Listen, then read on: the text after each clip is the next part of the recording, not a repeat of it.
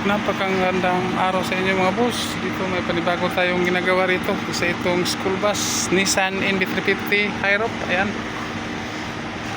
mga boss, Katambuan, Lasih, Siquijor. Ayan, tapos natin ito nilinisan, calibrate lahat ng system nilinisan. Hindi lang natin ipakita mga boss dahil lang mamadali tayo. Dami pa natin nakaano dito. Meron pa tayong dalawa doon sa likod. Ayan, kita niyo mga boss. Ayan, ito ang puwi pa. Wala itong lamig, kaya din na dito sa ating shop. Ayan, ang reading niya ay nasa 200. Ang high side, ang low side ay nasa 30. Normal na normal mga boss. Ayan dito, tingnan nyo dito sa likod.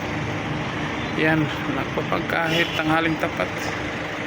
Nasa 11 AM tayo ngayon, 11:21. Ayan, yan, automatic na siya mga boss. Narinig nyo? Yan, nag-off na ang kaniyang compressor at saka bumalik. Ayan, yan ang ginite.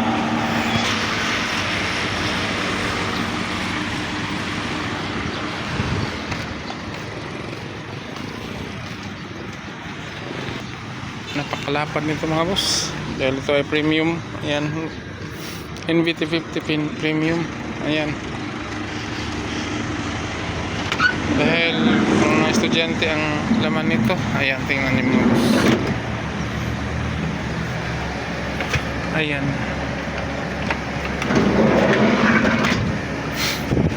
ayan, bawat seat 1, 2, kasya 5 bata. 1, 2, 3, 4, 5. 5 estudyante ang kaya nitong mga boss. Saka 5 bawat row. So 5 row 25 plus dalawa sa harap. 27 seater. 28 yung driver. Grabe. Dahil maliit lang ang mga estudyante, kaya kasya nito. Napakalapad kasi ng mga premium. Ayan, tingnan nyo mga boss, nagpapak dito, doon, bila dito, ayan, yan ang lamig na hinahanap natin.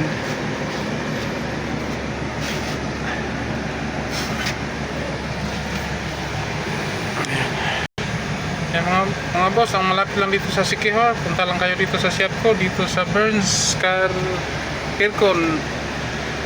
Ayan, kita nyo mga boss,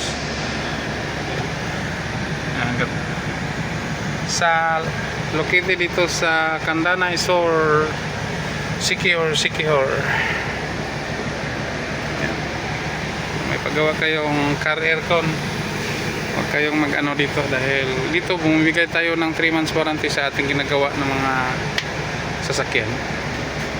Wala kayong ipag-alala dito dahil secure kayo dito. Secure ang bulsa niya. Ayan, muna natin dito tayo. Ayan, isa natin ito mga boss. Palit tayo ng bagong cabin filter. Ayan, okay na. Tsaka kulang lang nito ay washing na lang. Okay, kulang ng paligo. Kailangan din ng mga sasakyan, kailangan talaga ng vacuum dahil pag hindi mo binacuum ito mga boss, dito sa ating mga paa, dito paa to, dito daming alikabok.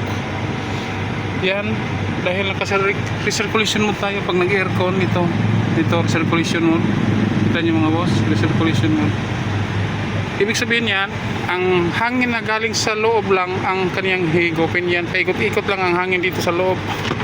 Dito yan, dito, hindi makita. Ayan, tsaka dito siya hihigop ng hangin, kaya yung mga likabok dito papunta sa cabin filter natin. Pag hindi tayo nagpalit ng cabin filter, puno na yan, papunta yan ng evaporator. Yan, hihina na ang lamig ng aircon mo. At saka pag hindi mo pinalitan ng mga ignore mo ng mga ilang araw or buwan, ayun, butas ang evaporator mo, backlash dashboard at saka butas din ang bulsa mo. Hindi naman mga boss. Mura lang yan. Pero ano, pag nagpalit ka niyan, dami mong papalitan. Dahil set yan. Palit ka ng expansion valve, kan iba, filter dryer, ayan, yan, papalitan mo. Tsaka fuel mo, kan, yung freon, palit ka rin doon dahil babaklasin mo yan. Babaklas to lahat. Pati ano nito, kawawang kawawa tingnan to pag nabaklas to. Pero iyak-iyakan natin yan mga boss dahil itong profession natin. Ayan mga boss, final reading tayo. Nasa 200 at saka 37. Okay? Okay? Ayan. Pahingain muna natin. Dahil kanina pa ito start ang engine natin. Okay mga boss, tanggalin ko muna to at saka ikabit ko muna yung kanyang grills dito. Ayan, hindi ko kanyang grills.